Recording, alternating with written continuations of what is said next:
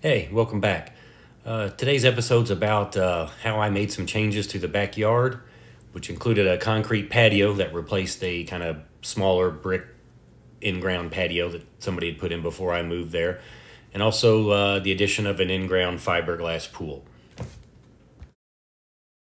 The project was done in two parts. The first part was the concrete patio. After that was completed, that's when the excavation and the digging in the backyard began so that they could put in the in-ground fiberglass pool. As you can see in these pictures, there were a couple of trees in the way. Those ultimately had to be removed so that the pool would have access over the top of the house to get into the backyard. There was also one in the rear of the yard that was pretty close to a neighbor's garage, so that was just taken out because it needed to happen. After the trees were removed, the yard looked like this, and you had a clear path for the trucks to pull up and hoist up the pool and lift it over the top of the house and get it into the backyard and into place. So all the stumps that remain were just kind of grinded down, so they're no longer around.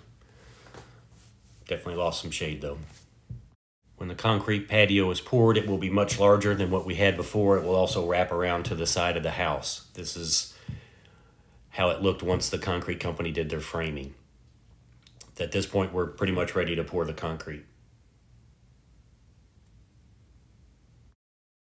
When the framing was done, it was time to start pouring the concrete.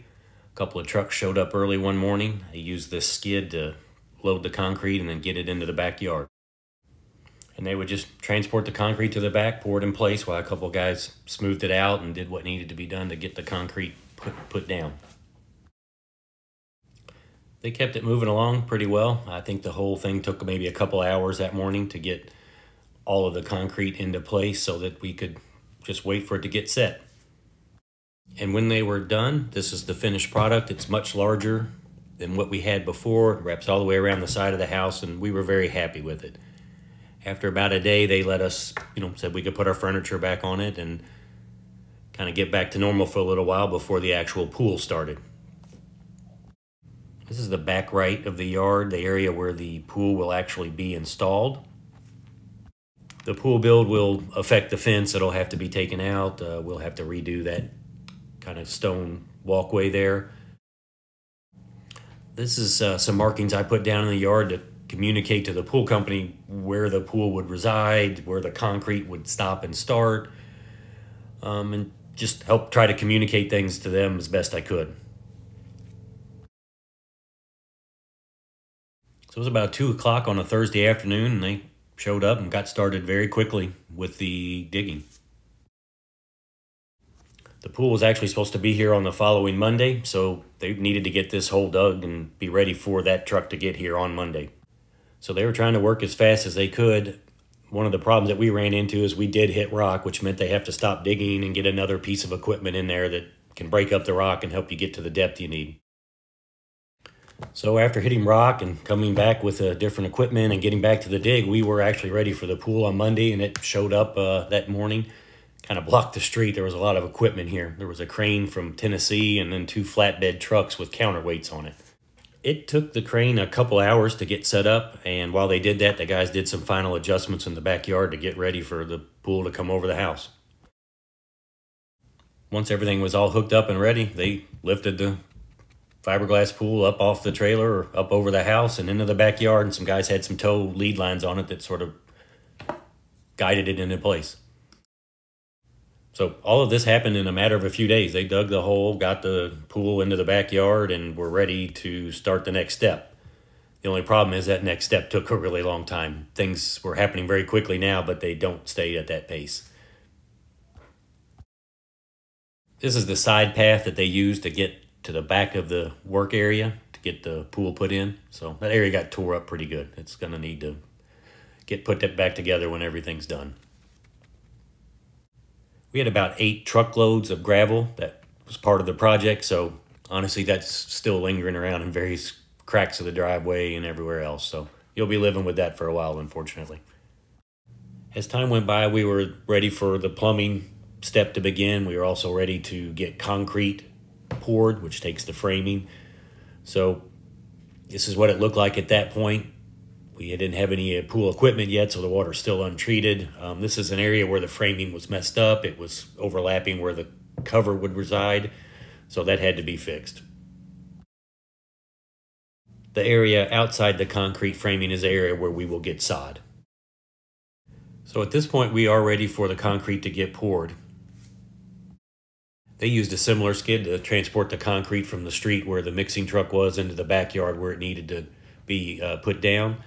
I thought these guys did a really good job too. It went pretty quickly. I don't think it needed nearly the concrete that the actual patio required, so it moved along nicely.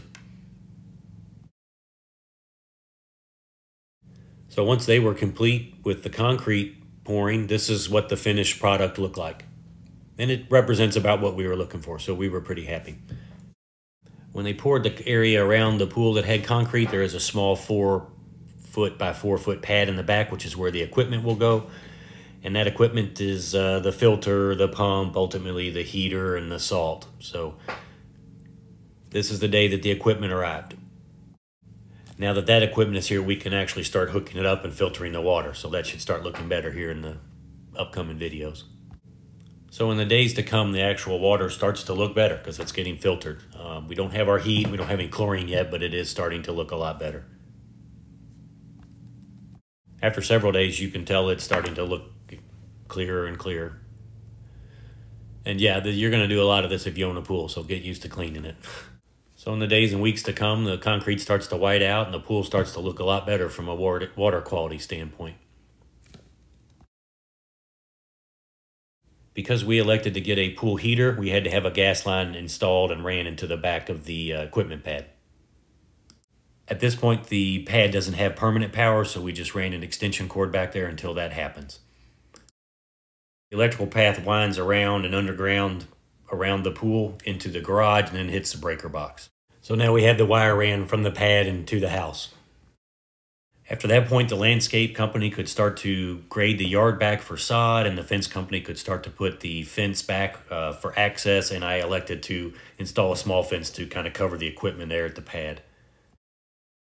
This allowed the landscape company to go ahead and lay the sod down, which was monumental. It allowed us to kind of get away from the muddy backyard and the side of the house that had mud too, so we could really start to feel things getting back to normal at this point. It's not completely finished, but this was a nice step. There's the fence being put back together, so you have an enclosed fence, which is required when you have a pool in your backyard. And the equipment pad's covered nicely with the fence we built back there, so we were happy with that too. So now the electrician poked that hole at the top of the garage. I didn't like it. I had him redo that. Once the gas and electrical lines were in place, we could permanently connect all the equipment, the pump and the heater. So here's the outside of the equipment pad. Tried to hide it with this fence. The power panel that drives the salt and the pump and the heater, and I had him put in an electrical outlet for me so I'd have power back there as well. So at this point, all the equipment's hooked up, the pool has lights, and this is what it looked like at night. We were really happy with it. In a project like this, you have a couple of different kinds of inspections, one of which is an electrical inspection, and we had trouble with ours and had to remove some concrete to allow them to have access to the bonding so they could run the current through it, make sure that it had what it needed, which it did, but it meant that we had to tear up some concrete and redo it. So that was an unfortunate mistake. We did get a salt chlorination system, so the pool company is responsible for the first salting of the pool, and this is what that step looked like.